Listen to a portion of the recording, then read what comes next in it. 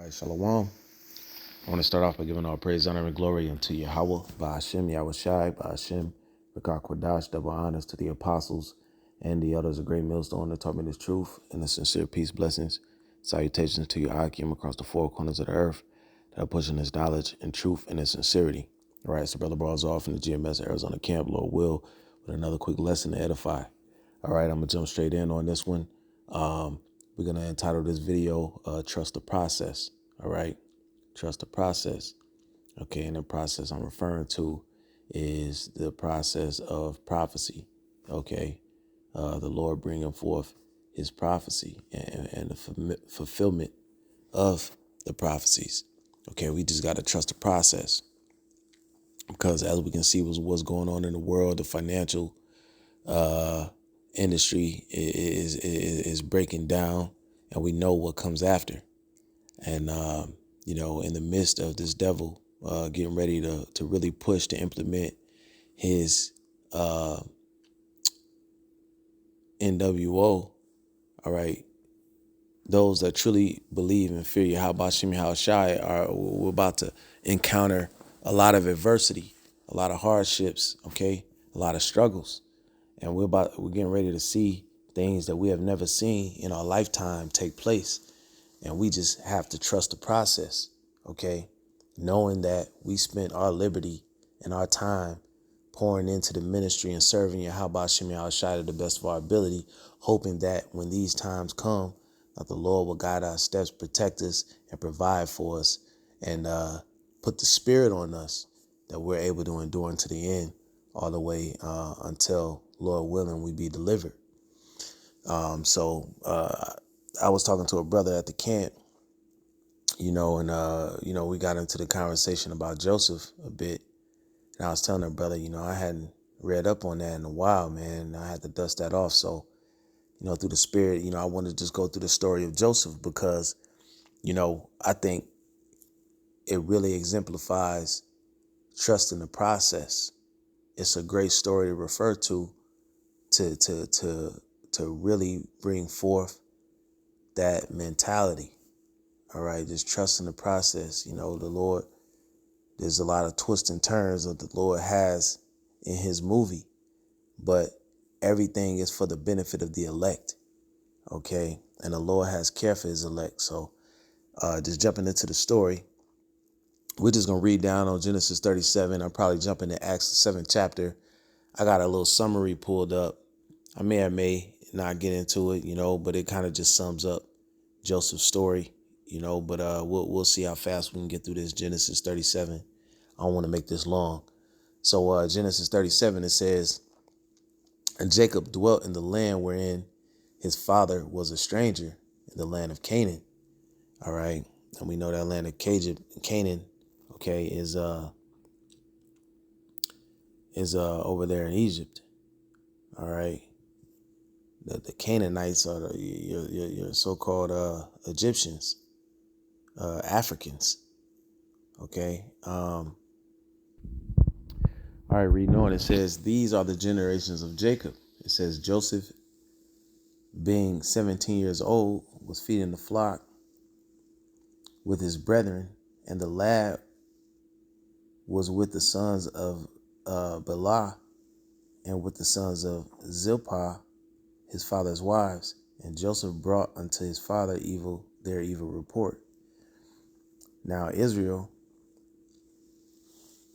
loved Joseph more than all of his children, because before Jacob, his name was changed to Israel. Okay. So Jacob's, the forefather or the progenitor of the 12 tribes, his name was changed to Israel. So it says, now Israel loved Joseph more than all his children because he was the son of his old age, and he made him a coat of many colors. So Jacob, or Israel, he favored Joseph. All right, that was his favorite son. So it says, and when his brethren saw that the father loved him more than all his brethren, they hated him and could not speak peaceably unto him. And Joseph dreamed a dream, and he told it his brethren, and they hated him yet the more, because this dream, what Joseph said, it infuriated and increased the hatred that the brothers had for him even more. It says, and he said unto them, Hear, I pray you, this dream which I have dreamed. For behold, we were binding sheaves in the field, and lo, my sheaf arose and also stood upright, and behold, your sheaves stood round about and made obeisance to my sheaf. It says, and his brethren said unto him, Thou shalt indeed reign over us, or shalt thou indeed have dominion over us? And they hated him yet the more for his dreams and for his words. So he's breaking down his dream to him, making it seem that, that they're going to have to bow to him. Is basically what Joseph is saying, that they're going to have to bow to, his brothers are going to have to bow to him. And they weren't feeling that, man. That made them even more infuriated. Verse 9, it says, and he dreamed yet another dream and told it his brethren and said, Behold, I have dreamed a dream more. And behold, the sun and the moon and even the stars made obeisance to me. And he told it to his father and to his brethren, and his father rebuked him and said unto him, What is this dream that thou hast dreamed? Shall I and thy mother and thy brethren indeed come to bow down to ourselves to thee, to the earth? And his brethren envied him, but his father observed the saying. And his brethren went to feed their father's flock in Shechem. And Israel said unto Joseph, Do not thy brethren feed the flock in Shechem? Come, and I will send thee unto them. And he said unto him, Here I am. And he said to him, Go, I pray thee, see whether it be well with thy brethren and well with thy flocks, and bring me word again. So he sent him out of the vale of Hebron, and he came to Shechem. And a certain man found him, and behold, he was wandering in the field. And the man asked him, saying, What seekest thou? And he said, I seek my brethren. Tell me, I pray thee, where they feed their flocks. And the man said, They are departed hence, for I heard them say, Let us go to Dothan. And Joseph went after his brethren and found them in Dothan. And then here's his brothers plotting, because they already had that high level of hatred for Joseph, for all the things that he spoke and for being the father's favorite. Okay, and ultimately they're gonna set him up. And this is the story of how it went down. So it says the plot against Joseph. It says, and when they saw him afar off, even before he came near unto them, they conspired against him to slay him. And they said one to another, Behold, this dreamer cometh. Come now, therefore, and let us slay him and cast him into some pit, and we will say some evil beast have devoured him, and we shall see what will become of his dreams. All right, because if the Lord sets something in motion, if it's of the Lord's will, hey, there's nothing that you can do against it. Okay, because every action that you take is ultimately an action towards the will of the Lord, and nobody can escape the will, So you'll see how it all comes together, and the same thing that we have to keep in our minds as we go into these times of Jacob's trouble, these times of financial turmoil, because I'm going to tell you, man, there's nothing that's in this world that's not going to fail us, man. There's nothing in this world that we can be sure of. The only thing that we can be sure of is the word of Yahweh Shem Yahushai. Okay. We can't, there's no certainty in anything else of this world. And a lot of people have faith in these uncertain riches, and we're starting to see how that's failing them, man. All right. But we have our faith in Yahweh Shem Yahushai, which will not fail. All right. So reading on, it says, and Reuben heard it, and he delivered him out of their hands and said, Let us not kill him. And Reuben said unto them, Shed no blood, but cast him into this pit that is in the wilderness, and lay no hand upon him, that he might rid him out of their hands to deliver him to his father again. And it came to pass when Joseph was coming to his brethren, and they stripped Joseph out of his clothes. So like it says, and it came to pass when Joseph had come unto his brethren, they stripped Joseph out of his coat, and his coat of many colors that was on him, and they took him and cast him into a pit, and the pit was empty, there was no water in it. And they sat down to eat bread, and they lifted up their eyes and looked, and behold, a company of Ishmaelites came from Gilead with their camels, bearing spicery and balm and myrrh, going to carry it down to Egypt. And Judah said to his brethren, what profit is it if we slay our brother and conceal his blood? Come, and let us sell him to the Ishmaelites, and let not our hand be upon him, for he is our brother and our flesh. And his brethren were content. Then there passed by Midianites merchantmen, and they drew and lifted up Joseph out of the pit, and sold Joseph to the Ishmaelites for 20 pieces of silver. And they brought Joseph to Egypt. So the brothers, conspired. They threw him in this pit, ultimately sold him into to those Midianites, that took him to Egypt. To the Ishmaelites, okay, that ultimately took him to Egypt. And it said, verse 29, and Reuben returned unto the pit, and behold, Joseph was not in the pit, and he rent his clothes, man. So they ultimately didn't get the benefit from that, man. The Midianites grabbed him and sold him to the Ishmaelites, man. So you see how the Lord worked that out. It says, and he returned to his brethren and said, the child is not, and I, whither shall I go? And they took Joseph's coat and killed a kid of the goats and dipped the coat in the blood.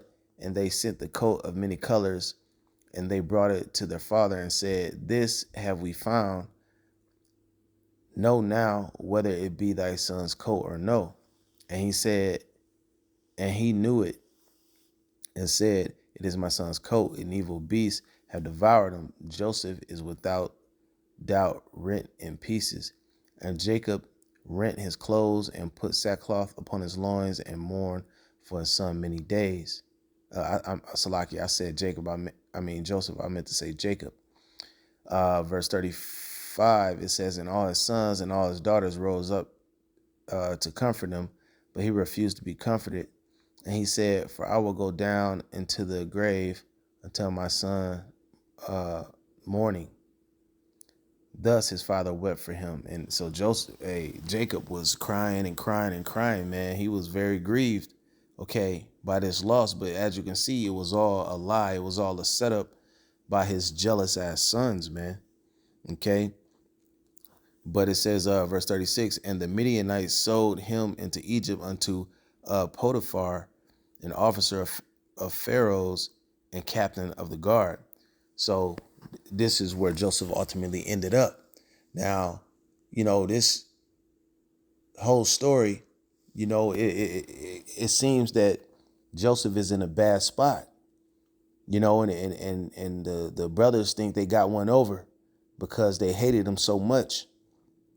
But you're gonna find out how the Lord flipped the script, and he had it to where Joseph, who seems to be currently in a low estate, where he's gonna set him up on top, man, of all Egypt, and the brothers are ultimately gonna be the ones to suffer, and that's ultimately what the Lord is gonna do all over again. There's nothing new under the sun during the time of Jacob's trouble, man. He's gonna protect his elect, that are gonna, they seem to perish before the people, man, in their eyes. We seem to die, but he's ultimately gonna take us from that lower state, and he's gonna put us on a level. We're gonna be put back on top under our Lord and Savior Yahweh Shai when he returns. And his elect, he's gonna lift up that standard when this enemy comes in like a flood, and provide us means to be able to protect ourselves, man. So let's look at the result, ultimately, of what happened. Now, This is Acts 7.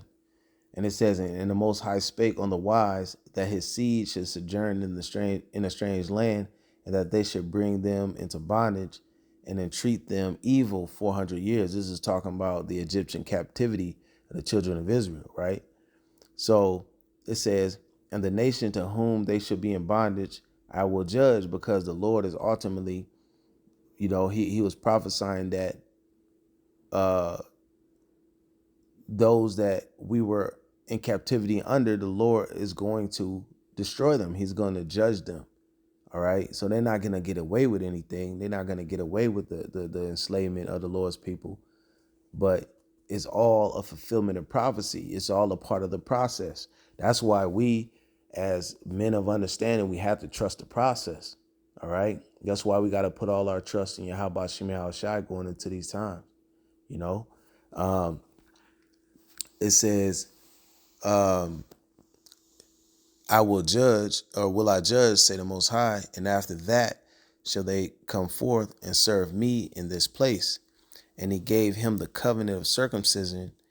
And so Abraham begat Isaac and circumcised him the 8th day. And Isaac begat Jacob, and Jacob begat the 12 patriarchs, the 12, forefathers, the 12 sons of Jacob, okay, the 12 tribes. Now, listen to what it says. Verse 9, it says, and the patriarchs, moved with envy, sold Joseph into Egypt, but the Most High was with him. See, if the Most High be with us, then who can be against us? All right, going into these times, man, brothers, we're about to suffer. We're about to lose jobs. Okay, we're about to lose comforts, things that we're used to, but we were already warned that these things was coming, and we already know better than to trust in any of these things, any of these comforts that we have. We already know better than that. So, it shouldn't really be a strange thing, though it is going to get uncomfortable. All right. We got to put our trust in the Lord, trust the process. It says, and delivered him out of all his afflictions. And the Lord is going to do the same thing for his elect in this time. It says, and gave him favor and wisdom in the sight of Pharaoh, king of Egypt. And he made him governor over Egypt and all his house, man. So this man, they plotted against him. They sold him they sold him off to Egypt, instead of killing him. But yeah, they figured that they didn't think that he was going to be living a good life. He probably, the expectation was that he was going to go to Egypt and be a slave. But what did the Lord do? Because the Lord was with him, he made him governor over Egypt and all his house. Verse 11, it says, now therefore came a dearth over all the land of Egypt and Canaan, and great affliction, and our fathers found no substance. So if you go into that word dearth, it's going into famine. So we'll grab that real quick. Strong's G 3042. Lemas. All right. It says scarcity of harvest, famine. Okay. So down in the Strong's definition, it says a scarcity of food, dearth, famine, hunger. Okay. So those are great hunger, a great famine, a scarcity of food in the land of Egypt and Canaan, and great affliction. It says, and our fathers found no substance. But when Jacob heard that there was corn in Egypt, he sent out our fathers first. Okay. So he sent out his sons to Egypt to go and buy some corn, because they were suffering in the land of Canaan. They didn't have no food. It says, and at the second time, Joseph was made known to his brethren, and Joseph's kindred was made known unto Pharaoh. So when the sons came to Egypt, then ultimately Joseph revealed that he was their brother. He revealed his identity to them. All right. And then this is what he did. It says, then sent Joseph and called his father Jacob to him, and all his kindred 75 souls. So you had 75 people of Joseph, his relatives, that because of the process that the Lord set forth, were all saved from famine, because of the fact that Joseph was in the position that he was in. Okay. So it says, so Jacob went down into Egypt and died, and he and our fathers. So that's the point, man. All of Jacob's family were basically saved through the spirit and power of Yahweh Shem Yahweh Shai, because the Lord was with Joseph, even though, he had, had to bear the brunt of some unfortunate events.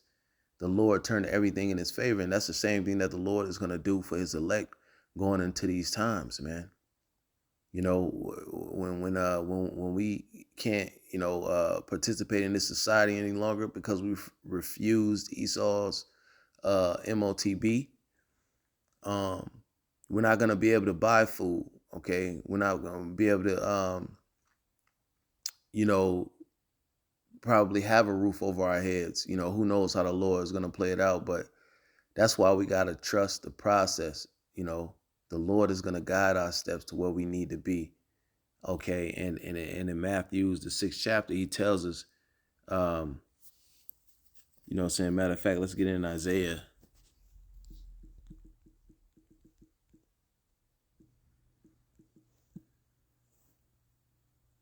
All right, Isaiah 65:13, it says, therefore, thus saith the Lord power, behold, my servant shall eat, but ye shall be hungry. Behold, my servant shall drink, but ye shall be thirsty. Behold, my servant shall rejoice, but ye shall be ashamed. So we don't have anything to worry about, because we're going to eat and drink because we're servants of Yahweh Shem Yahweh Shai. All right, but the rest of you people out there, okay, you're going to get caught out there. Because we're going to be putting our trust in the Lord in that time of famine, in the time of pestilence and plagues and all hell breaking loose, shit hit the fan scenarios. Whereas you people are going to be leaning into your own understanding, man. Let's get that and close it out. This is Proverbs 3, verse 5. It says, trust in the Lord, Yahweh Ba'Shem Yahweh Shai, with all thine heart. I see only the elect is going to do that. You people in the world, you trust, in your oppressors. It says, and lean not unto thine own understanding, man. So the Lord is going to direct our steps. All we got to do is put our trust in him and trust the process. We can never forget that as we start going through adversities, trials, tribulations.